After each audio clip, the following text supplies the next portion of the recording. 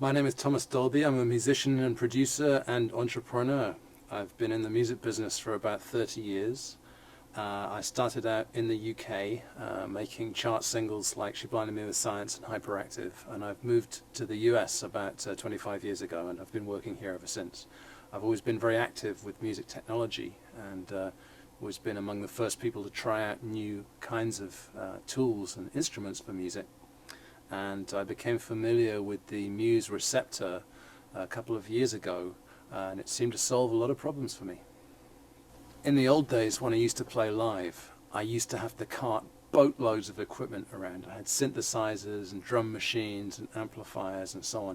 It took a couple of techs to set it up for me every time, and there was always stuff going wrong. These days, I don't need that much equipment. Like everything else, musical equipment has shrunk. Most of those vintage synthesizers and keyboards that I used to use, you can now get in software form. You can actually emulate even an old Hammond B3 or a Mellotron like the Beatles used to use.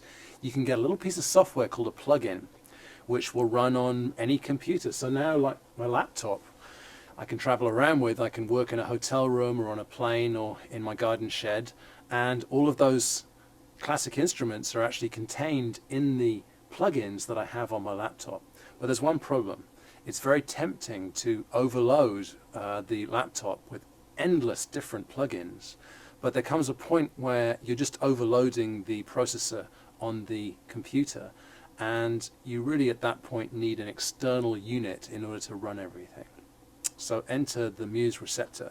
I was blown away when this thing came out because it enabled me to take all of my plugins and run them on a very small self-contained separate unit. This had a lot of advantages for me. It meant, number one, I didn't have to bog down my computer with all of these extra plugins. And secondly, that when I go out on the road, I don't even need to take my precious, fragile computer with me. I can just have everything running on the Muse itself, which sits there in a rack. It's very, very sturdy, boots up quickly, and has very low latency, meaning I don't feel a delay when I play notes. I hear them instantly. So the Receptor's been great for me as a keyboard player, but it's also been very useful for my vocals. In the old days, I used to have a 19-inch rack full of effects for my vocals, echoes and reverbs, compressors, and so on. And nowadays, most of those effects exist as plugins for the Muse Receptor. So instead of taking out a huge 19-inch rack and all of the interconnecting leads, I can do it all within the Receptor. And this has been a great benefit to me as a vocalist. I use the Muse Receptor for a variety of vocal effects during my live shows, and I'm going to run through a few of them now. This is a kind of Wizard of Oz effect.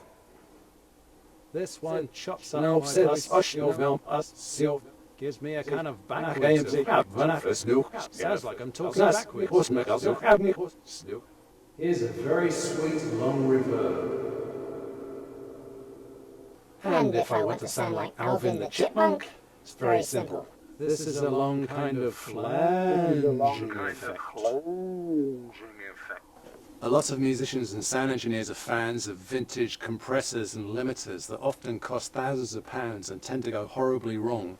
Well, most of those you can actually get as emulations within the Muse Receptor. This is a very nice vintage compressor right here, which I can add onto my voice. And immediately I'm going to turn into Louis Armstrong. Shibby-da-bay, yeah! Every now and then a new musical instrument or effect comes along that just blows your mind and inspires you. And the Muse Receptor is one of those. And every musician I've talked to that's tried it has come up with a different way to use it. It's really a fabulous tool, and I think it points the way to the future of music technology.